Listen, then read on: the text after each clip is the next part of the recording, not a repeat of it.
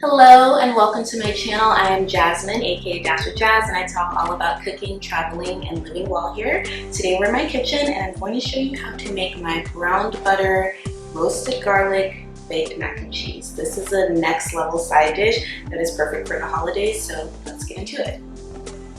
So for this recipe, you will need macaroni pasta. These are elbow macaroni noodles. I've also made this recipe with shells and those work fine too, so just feel free to do whatever you have on hand. You'll also need some milk. I've made this recipe with all kinds of plant-based milks as well as dairy milks. They all work fine. Next up, some butter. I'm going to use 6 tablespoons of butter today, both in the roux for the mac and cheese sauce and for the crispy, crunchy coating on top. Next up is sea salt and white pepper. I like white pepper in my mac and cheese. It has a little more heat to it and a brighter flavor than black pepper. Then a whole clove of garlic. We're going to roast this up nicely, and that's where the deep roasted garlic flavor will come into the mac and cheese. Flour for the sauce. And then of course a big block of cheddar cheese. This is sharp cheddar. You can use mild, you can use sharp, a mix of the two, whatever you've got. Then in this bowl I have some panko breadcrumbs and dried parsley for that crispy crunchy topping that I mentioned. And then last up, a bit of olive oil. The first step is to roast that head of garlic. You will need your olive oil for this step, as well as a good sharp knife. This is my fave. I'll link it in the description box. And lastly, a sheet of aluminum foil. To start, we're going to make sure the oven is preheated to 400 degrees and then cut off the top of that head of garlic to expose the cloves. Focus. There we go. And then you're going to just place the garlic into the center of that sheet of aluminum foil. Get your knife out of the way. And then we're going to drizzle a little bit of that olive oil over top. Let it drip down into the cloves of garlic and get them kind of saturated like this.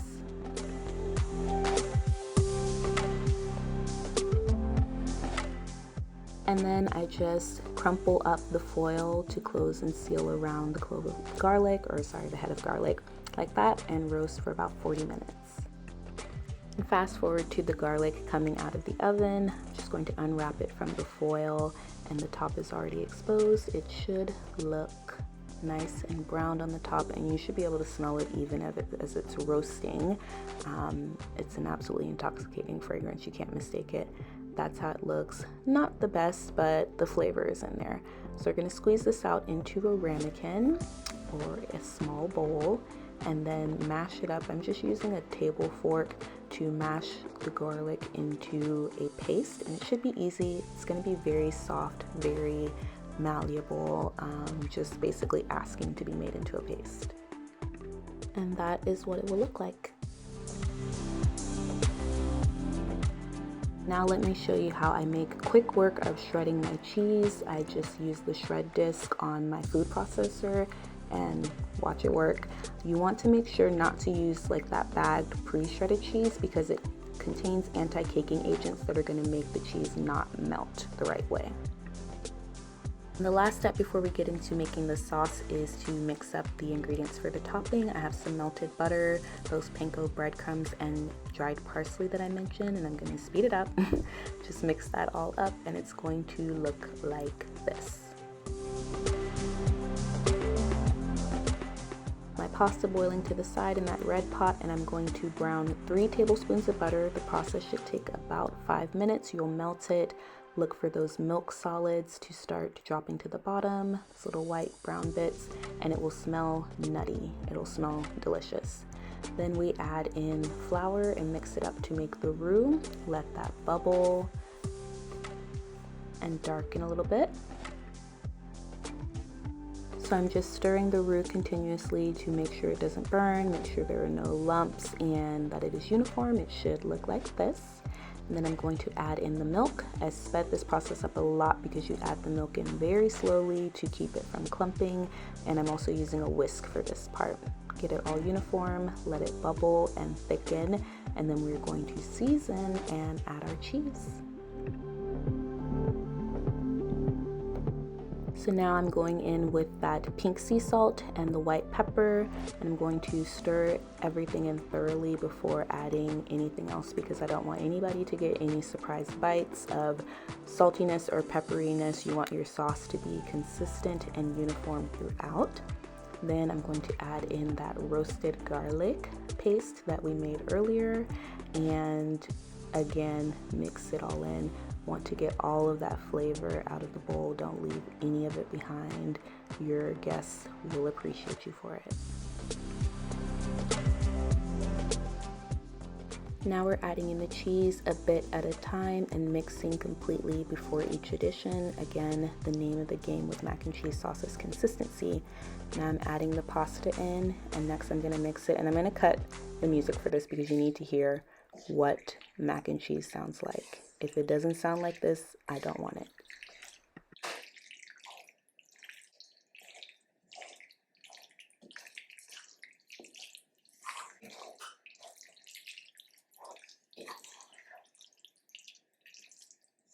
And now we're going to transfer all of that goodness into the pan. This is a square 8x8 glass pan. I will link it in the description as well.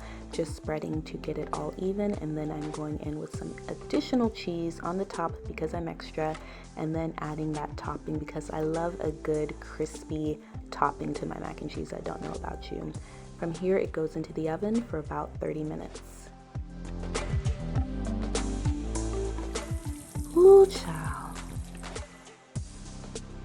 Now I like to let my mac and cheese set to get a really clean slice, almost like a Caribbean macaroni pie, but I want to give y'all a good shot with the sloppy, drippy, gooey cheesiness, so here you go.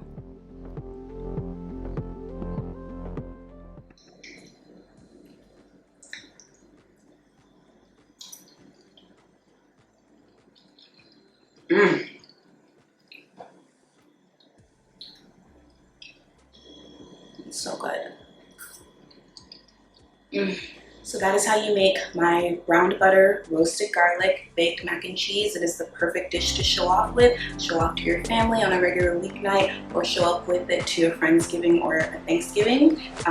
This mac and cheese is that girl. You will be that girl if you show up with this mac and cheese. Thank you so much for watching. If you enjoyed this video, give it a thumbs up.